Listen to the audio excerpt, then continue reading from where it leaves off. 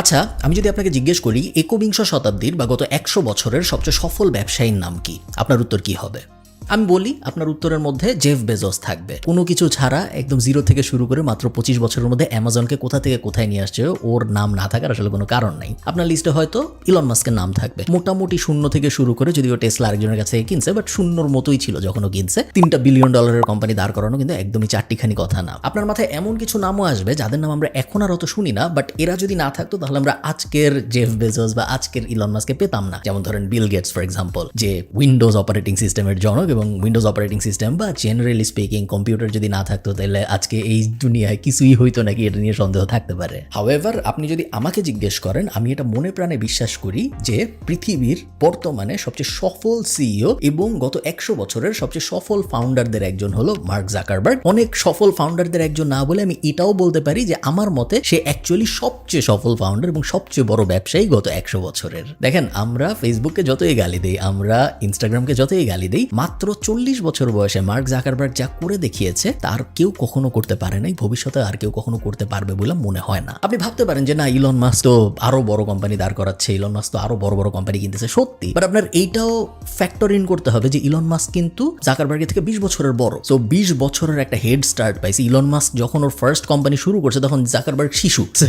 Elon Musk যখন যে x mafia, PayPal মাফিয়ার সাথে জোরে টোরে পেপাল বিক্রি করে দিল, x.com বানাইলো, ওই সময় কিন্তু জাকারবার্গ ব্যবসার বউ বুঝে না। সো ওই 20 বছরের অ্যাডভান্টেজটা আপনার মার্ক জাকারবার্গকে দিতে হবে। কেন আমি জাকারবার্গকে পৃথিবীর সেরা বিজনেসম্যান ভাবি, এইটা বুঝতে আমাদের ফেসবুকের একদম শুরুর দিকে যেতে হবে। আপনারা সবাই শুরুর কাহিনী জানেন। জাকারবার্গ হার্ভার্ডে পড়তো। হার্ভার্ডের বন্ধু বান্ধব যে ক্লাসমেটের ছিল সবাইকে কানেক্ট করার জন্য একটা জিনিস বানাইতে চায়, যেটার নাম দেয় দি ফেসবুক। এই আইডিয়া জাকারবার্গ কিভাবে পাইলো? ঠিক এই দি ফেসবুক শুরু করার আগে আরেকটা ওয়েবসাইট ছিল, যে ওয়েবসাইটটার নাম ছিল ফেসম্যাশ। ফেসম্যাশও হার্ভার্ডের মানুষজনকে টার্গেট করে বানানো হয়েছিল, এবং ফেসম্যাশের উদ্দেশ্য ছিল আপনি আপনার ক্লাসমেটদের রেট করতে পারবেন। যদিও বলা হয়তো যে আপনি ছেলেদেরও রেট করতে পারবেন, মেয়েদেরও রেট করতে পারবেন, বাট অনেক সময় একটা প্ল্যাটফর্ম একভাবে দাঁড়ায়, বাট তারপর মানুষ এটাকে ইউজ করে অন্যভাবে। সো যদিও প্ল্যাটফর্ম ছিল সবাই সবাইকে রেট করতে পারবে, বাট ফেসম্যাশ মূলত হয়ে যায় মেয়েদের রেট করার জন্য। আপনি কাকে স্ম্যাশ করবেন, কাকে আপনার কত হট লাগে, এই ধরনের জিনিসপত্রের জন্যই মূলত ফেসম্যাশ ইউজ হইতো। তো ফেসম্যাশ বন্ধ করে দিত ইভেন্চুয়ালি, কারণ এরকম জিনিসটা একটা ইউনিভার্সিটির ক্যাম্পাসে চলতে পারে না। হাউএভার, ফেসম্যাশের সফলতা জাকারবার্গকে এই জিনিসটা বোঝায় যে হ্যাঁ, মানুষ নিজেদের যেসব পরিচিত মানুষজন আছে এদেরকে অনলাইনে একটা ভার্চুয়াল জগতে দেখতে পছন্দ করে। এই আইডিয়া থেকেই দি facebook.com এর জন্ম হয়, যেখানে সবাই নিজেদের বন্ধু বান্ধবদের, নিজেদের ক্লাসমেটদের, নিজেদের পরিচিত মানুষজনদের যাদের রিয়েল লাইফে দেখে তাদেরকে ভার্চুয়ালি দেখতে পারবে, তাদের সাথে ভার্চুয়ালি কানেক্ট হতে পারবে, এবং মাত্র 24 ঘন্টায় 1200 হার্ভার্ডের মানুষ রেজিস্টার করে। এক বছরের মধ্যে পেপাল মাফিয়ার পিটার থিল, যাকে বলা হয় সর্বকালের সর্বশ্রেষ্ঠ ইনভেস্টর, স্টার্টআপ ইনভেস্টরদের একজন, সে ইনভেস্ট করে $5 লাখ এই দি facebook.com এ। ইনভেস্ট করার পরে কি হয়? জাকারবার্গ বলে যে আমি এখন $5 লাখ ইনভেস্টমেন্ট পাইছি, আমি একটা জিনিস, একটা আইডিয়া পাইছি, যে আইডিয়ার উপর আমি ফোকাস করবো, আমি এখন আর হার্ভার্ডে পড়াশোনা করবো না। ও হার্ভার্ড থেকে ড্রপ আউট করে। শুধু ও না, ওর কো ফাউন্ডাররাও হার্ভার্ড থেকে ড্রপ আউট করে। ওরা সবাই মিলে একটা বাসা ভাড়া নেয়, ওই বাসা ওরা একসাথে থাকা শুরু করে এবং ওরা ফেসবুক বানানো শুরু করে। এর পরের কাহিনী আপনারা সবাই জানেন। আজকে মেটা কোন জায়গায়, আজকে ফেসবুক কোন জায়গায়, এগুলো সবকিছু আপনারা জানেন। আমরা ফেসবুকের হিস্ট্রিতে আরো তো যাবো না এই ভিডিওতে। এখন কথা হইলো, দুনিয়ার অনেকেই আরো অনেক বড় বড় কোম্পানি দাঁড় করিয়েছে। দুনিয়ার অনেকে ফেসবুকের থেকেও বা মেটার থেকেও বড় কোম্পানি দাঁড় করিয়েছে, এবং আমরা যদি এখন পৃথিবীর টপ লিস্টেড কোম্পানির দিকে তাকাই, ফেসবুক ছাড়াও তো আরো বড় বড় কোম্পানি আছে ওই লিস্টের ভিতরে। জাকারবার্গ কেন স্পেশাল? জাকারবার্গ কেন স্পেশাল এটা বোঝার জন্য কয়েকটা কাহিনী আপনাদের বুঝতে হবে। সময়টা 2012 সাল। 2012 সালে ফেসবুক দাপায় বেড়াচ্ছে, কোনো কম্পিটিশন নাই, মাইস্পেস টাইস্পেস সব বাদ। গুগল প্লাস বলে একটা জিনিস আসতেছে, গুগল প্লাসের কেউ কোনো দাম দিচ্ছে না। গুগল যে একটা সোশ্যাল মিডিয়া বানাইতে পারবে কেউ মনেও করে না। বেসিক্যালি মনোপলিস্টিক একটা মার্কেট, কোনো কম্পিটিশন নাই। ফেসবুক প্রত্যেক দিন মিলিয়ন মিলিয়ন নতুন ইউজার অ্যাচিভমেন্ট ক্রস করতেছে, নতুন নতুন রেকর্ড করতেছে, সবাই হ্যাপি। বাট জাকারবার্গ হ্যাপি না। 2012 সালে জাকারবার্গের চোখ যায় একটা খুব ছোট্ট অ্যাপের দিকে। এই অ্যাপ দিয়ে মানুষ ছবি শেয়ার করতো। এই অ্যাপের কোনো রেভিনিউ ছিল না, এই অ্যাপের কোনো ইনকাম হইতো না। কয়েকজন বন্ধু মিলা বানাইছিল এই অ্যাপটা, এবং এই অ্যাপের উদ্দেশ্য ছিল আমরা কিছু ছবি তুলবো, এরপরে ছবির মধ্যে একটা ফিল্টার লাগাবো, এবং তারপর ওই ছবিটা আমাদের বন্ধুদের সাথে শেয়ার করার জন্য পাবলিশ করে দিব। জাকারবার্গ আউট অফ নোওয়্যার বলে আমি এই অ্যাপ কিনতে চাই। আপনার এটা যে কত আউটরেজাস একটা ব্যাপার, এটা বোঝার জন্য আপনার একটু ওই সময়টা বুঝতে হবে। এটা 2012 সালের কথা আমি বলতেছি। মানুষ ওই সময়ে মোবাইলে ফেসবুকও চালাইতো না, তখন মাত্র স্মার্টফোন আসবে করতেছে, একটা দুইটা আসছে, স্মার্টফোন এখনো যায় নাই মানুষ, তখনও স্মার্ট অ্যাপ আসেনি। এই যে অ্যাপ চাপ দিব আমি, তারপর একটা জিনিস লোড হবে এবং অ্যাপের ভিতরেই সবকিছু হবে, বেশিরভাগ মানুষ মোবাইলেই সবকিছু ব্রাউজ করবে, ওটা ছিল না। মানুষ তখন ফেসবুক চালাইতো ল্যাপটপে, মানুষ যখন ফেসবুক চালাইতো সাইবার ক্যাফেতে যায়, মানুষ যখন ফেসবুক চালাইতো ডেস্কটপে, ইন্টারনেটও খুব একটা সহজলভ্য ছিল না। বাংলাদেশের কথা বলতেছি তা না, পুরো দুনিয়ার অবস্থা এরকম ছিল। হাউএভার ওই সময় জাকারবার্গ বলে আমি এই অ্যাপ কিনতে চাই। শুধু যে কিনতে চাই তা না, ও $1 বিলিয়ন দিতে রাজি হয় এই অ্যাপের জন্য, যেটা ভয়ঙ্কর আউটরেজাস একটা ব্যাপার ছিল। এবং তখনকার সময় পর্যন্ত একটা অ্যাপ কেনার জন্য, যে অ্যাপের কোনো ইনকামও নাই, যে অ্যাপ চালাইতে স্মার্টফোন লাগে, যে অ্যাপ চালাইতে মোবাইল লাগে, যে মোবাইলও বেশিরভাগ মানুষের কাছে নেই, যে স্মার্টফোনও বেশিরভাগ মানুষের কাছে নেই, ওইরকম একটা জিনিস $1 বিলিয়ন দিয়ে কেউ কিনবে, পুরোপুরি পাগলের প্রলাপ ছিল এটা ওই সময়। ইনস্টাগ্রামের ফাউন্ডারদের জাকারবার্গ ওর বাসায় ডাকে, একটা উইকেন্ডে ডিনার হয় এবং ডিনারের হইতেই ওরা এগ্রিমেন্ট বানায়, এগ্রিমেন্টটা সাইন করে এবং ওই শনিবার এবং রবিবারের মধ্যেই এটা ফাইনাল হয়ে যায়, সাইন টাইন হয়ে যায় যে হ্যাঁ ফেসবুক ইনস্টাগ্রামকে $1 বিলিয়ন দিয়ে কিনে নিচ্ছে। You've closed the Instagram acquisition. Why did you do it, and what are you going to do with it? They're this super talented group of engineers. They're building this amazing product. You know, you can take pictures with Instagram and you can share them to Facebook. And it's really first class, right? So sharing a picture from Instagram, it basically appears exactly the same as if you shared a photo on Facebook. So it's great. They did a really good job with that. So eventually I just brought up the idea to Kevin, hey, maybe we should just join and become one company and we can do a lot of these things really quickly. And then we decided to do it. So that's basically the game plan, is we're going to execute on the features that we decided. এখন এই জিনিস একবার হইলে আপনি বুঝতেন যে হ্যাঁ একবার হইছে, জাকারবার্গ মেবি লাকি, বাট ব্যাপারটা কিন্তু একবার হইছে এরকম না। 2014 সালে আবার সিমিলার একটা কাহিনী হয়। একটা অ্যাপ ছিল, আপনারা জানেন, যে অ্যাপটা বলতো আমরা কখনো অ্যাড দিব না, আমরা কখনো ইউজারদের ডেটা ট্র্যাক করব না, আমাদের কল সবসময় এনক্রিপ্টেড থাকবে, আমাদের চ্যাট সবসময় এনক্রিপ্টেড থাকবে, এরকম একটা জিনিস ফিচার টিচার বানায় একটা অ্যাপ লঞ্চ হয়েছিল মার্কেটে। জাকারবার্গের ওই অ্যাপের দিকে চোখ পড়ে। কাহিনী আবার সিমিলার। এই অ্যাপের কোনো ইনকাম নাই, এই অ্যাপের কোনো পেইড অপশনও নাই, এই অ্যাপে কোনো অ্যাড দেখানোর অপশনও নাই। এই অ্যাপের বেসিক্যালি অ্যাপটার ডিজাইন এমনভাবে করা হয়েছে যে কখনোই মনে হয় এই অ্যাপ থেকে কোনো ইনকাম করা যাবে না। এই অ্যাপটার শুধুমাত্র একটা অ্যাডভান্টেজ ছিল, যেটা ওই সময় ফেসবুকের ছিল না, সেটা হলো এই অ্যাপটা এমন মার্কেটে জনপ্রিয় ছিল যে মার্কেটগুলোয় ফেসবুক অত স্ট্রং ছিল না, স্পেশালি দুইটা মার্কেট, ইন্ডিয়া এবং ব্রাজিল। তো জাকারবার্গ ভাবে যে আমি এই অ্যাপ কিনবো। আবারও সেম ডিসকাশন, সবাই অবাক হয়েছে যে এই অ্যাপ কিনবা, এই অ্যাপের তো কোনো ইনকাম নাই, এই নাই সেই নেই, কত দিয়ে কিনবা তুমি? আগের বার জাকারবার্গ ইনস্টাগ্রাম কিনছিল $1 বিলিয়ন দিয়ে, এবং তার মাত্র 2 বছর পরের ঘটনা এটা। 2 বছরে কিছুই হয়নি, ওই $1 বিলিয়ন মনে হচ্ছে লস হবে। এরকম সময় জাকারবার্গ বলে আমি $19 বিলিয়ন দিব এই অ্যাপটা কেনার জন্য, যে অ্যাপটার নাম হোয়াটসঅ্যাপ। আজকে হোয়াটসঅ্যাপের কি অবস্থা আপনারা সবাই জানেন।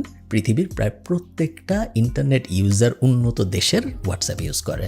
এরপর জাকারবার্গ অকুলাস কিনলো ভিআর জগতে প্রবেশ করার জন্য $2 বিলিয়ন দিয়ে। এবং অনেকে কিন্তু জানে না এই ব্যাপারটা যে ফেসবুক অকুলাস বা ভিআর স্পেসে, ভার্চুয়াল রিয়েলিটি স্পেসে কত স্ট্রং। ভার্চুয়াল রিয়েলিটি ব্যাপারটা যেহেতু এখনো আসে নাই, অ্যাপল ভিআর গগলস লঞ্চ করছে বাট অত চলে নাই। ফেসবুক কিন্তু ভিআর গগল স্পেসে অনেক আগের থেকে আছে, 2015-16 সাল থেকে আছে। এবং পৃথিবীতে সবচেয়ে বেশি ভিআর গগলস বিক্রি হয় যে কোম্পানিগুলোর, তার মধ্যে ফেসবুক একদম ওপরের দিকে। ফেসবুক কিন্তু এই প্রোডাক্ট নিজে বানায় নাই, ওরা অকুলাস নামে একটা কোম্পানিকে কিনছিল এবং তারপরে ওরা এই ভিআর স্পেসের লিডার হয়ে গেছে। প্রায় গত 15 বছরে 11টা কোম্পানি কিনেছে মার্ক জাকারবার্গ, এবং এই 11টা কোম্পানির মধ্যে বেশিরভাগ কোম্পানি প্রফিটেবল। বিভিন্ন জিনিসপত্র কিনতে তো সবাই পারে, হাউএভার সবাই পারে বলতে আর কি, বড়লোক কোম্পানিরা পারে। হাউএভার কোনো একটা কিছু কেনার পরে সেটাকে এত বড় করতে সবাই পারে না। ইনস্টাগ্রামকেও $1 বিলিয়ন দিয়ে কিনছিল, এখন $300 বিলিয়নের বেশি হয়ে গেছে ইনস্টাগ্রামের ভ্যালুয়েশন। হোয়াটসঅ্যাপ কিনছিল মাত্র $16 বিলিয়ন না কত দিয়ে, ওটা 450 ক্রস করে গেছে। সো কোম্পানিগুলো ও যে অবস্থায় কিনেছিল এবং কোম্পানিগুলোর এখন যে অবস্থা, আকাশ পাতাল ডিফারেন্স।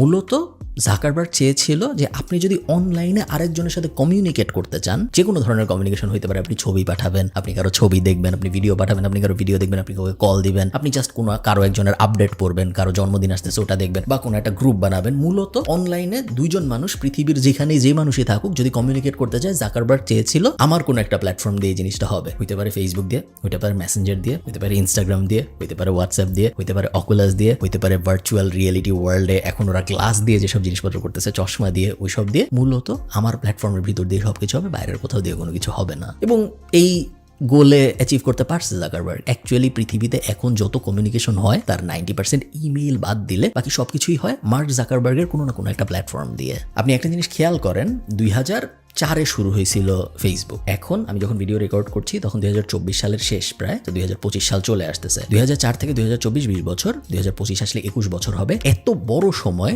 একজন মানুষ সাকসেসফুলি যে ফাউন্ডার অ্যান্ড সিইও, সে একটা কোম্পানি চালাইছে, এরকম কখনো হয় নাই। বিল গেটস করে নাই, স্টিভ জবস করে নাই। স্টিভ জবস মাঝখানে 11 বছর বিতাড়িত ছিল অ্যাপল থেকে, তারপর ওকে আবার ফিরে আনা হয়েছে, বাট মেইন কথা হলো করে নাই। এমন কোনো বড় বিশাল কোম্পানির সিইও নেই যে 24 বছর ধরে 25 বছর ধরে সাকসেসফুলি একটা কোম্পানি নিজেই ফ্রন্ট লাইন করে চালায় গেছে। অনেকে কিন্তু আপনারা চিনেন, যেমন ধরেন গুগলের ফাউন্ডাররা কিন্তু গুগল ডে টু ডে অপারেশনের মধ্যে নাই। অ্যাপেলের সিইও টিম কুক, সো অ্যাপেলের মালিক যারা, তারা কিন্তু অ্যাপেল চালায় না, সবাই নিজেদের সিইও বসাইছে। মাইক্রোসফট সেম, মোটামুটি যত কোম্পানি আছে বড় বড় সবাই, যে বানাইছিল সে সরে গেছে কিছুদিন পর, এবং তারপরে সিইও বসাইছে, ম্যানেজমেন্ট বসাইছে, তারা কোম্পানি চালাচ্ছে এখন। ফেসবুক বা মেটা এমন একটা কোম্পানি যেই বাচ্চা ছেলেটা বানাইছিল সেই বাচ্চা ছেলেই এখনো চালাচ্ছে। বাচ্চা ছেলে আস্তে আস্তে বড় হয়েছে এবং কোম্পানিও আস্তে আস্তে ম্যাচিওর হয়েছে, বাট সেই চালাইছে, অন্য কেউ এসে সিইও হয়ে যায় নাই হঠাৎ করে। এবং যেই কারণেই অনেকে মনে করে যে ফেসবুক বা মেটা যে এম্পায়ার, এই এম্পায়ার কন্টিনিউয়াসলি গ্রো করতে পারছে। আপনি দেখেন এত কন্ট্রোভার্সি, এত ঝামেলা, জাকারবার্গকে নিয়ে এত মিম, ওই যে সেনেটর আইরান অ্যাডস, ওই ধরনের কথাবার্তা। Well, if so,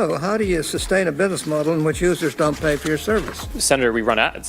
I see. ওকে আমেরিকার সংসদে নিয়ে যায়, ওকে গ্রিল করা, কত কিছু হয়েছে। হাউএভার ফেসবুকের জনপ্রিয়তা, মেটার জনপ্রিয়তা, জাকারবার্গের জনপ্রিয়তা কিন্তু কমে নাই। উল্টা জাকারবার্গ গত 2-2.5 বছরে পিআর শিফট করার কারণে এখন জাকারবার্গকে মানুষ আরো পছন্দ করে। 2-2.5 বছর আপনারা হয়তো খেয়াল করে দেখেছেন যে এখন জাকারবার্গ রেগুলারলি মিডিয়ার সামনে আসে, ও চুল টুল বড় করছে। আগে যেরকম একজন আনরিলেটেবল মানুষ ছিল, ওর সাথে রিলেট করা যেত না, এখন কিন্তু ওর ব্যাপারটা নাই। এখন একদম নর্মাল লাইকেবল একটা মানুষ হয়ে গেছে, এবং ওর যে অনেকগুলো হিডেন ট্যালেন্ট আছে, যেমন অনর্গল চাইনিজ বলতে পারে, ম্যান্ডারিন, এরকম অনেক কিছু আছে যেগুলো আসলে তো প্রকাশও করে না, কারণ ওগুলো প্রকাশ করলেও জানে যে মানুষের কাছ থেকে দূরে চলে যায়। মানুষ ভাবে যে ও কি পাগল নাকি বা ও এলিয়েন নাকি, এই কারণে এগুলা কোথাও বলে না, বাট এগুলো কিন্তু ও পারে। আবার জাকারবার্গ অনেকগুলা স্মার্ট কাজ করছে যেগুলা অন্যান্য অনেকে করে নাই বলে আমার মনে হয়। যেমন আমরা দেখেছি জো রোগান ট্রাম্পকে সাপোর্ট করছে ইলেকশনে, আমরা দেখছি ইলন মাস্ক ট্রাম্পকে সাপোর্ট করছে ইলেকশনে, আবার আমরা দেখেছি লেফট উইং মিডিয়া সিএনএন ইত্যাদি ইত্যাদি, ওরা আবার হ্যারিসকে সাপোর্ট করছে। জাকারবার্গ কাকে সাপোর্ট করছে আপনি জানেন না? এক্স্যাক্টলি, জাকারবার্গ কখনো বলে নাই যে ও কাকে সাপোর্ট করছে। ও পলিটিক্যাল কখনোই থাকার চেষ্টা করে নাই। ও কাউকে এমন কোনো মেসেজ দিতে চায় নাই যে তুমি আর আমাকে পছন্দ করো না। সবসময় নিউট্রাল থাকার চেষ্টা করছে, সবসময় দূরে থাকার চেষ্টা করছে। এই কারণেই ও 25 বছরের বেশি সময় ধরে পৃথিবীর সবচেয়ে সাকসেসফুল কোম্পানির একটাকে চালাইতে পারতেছে।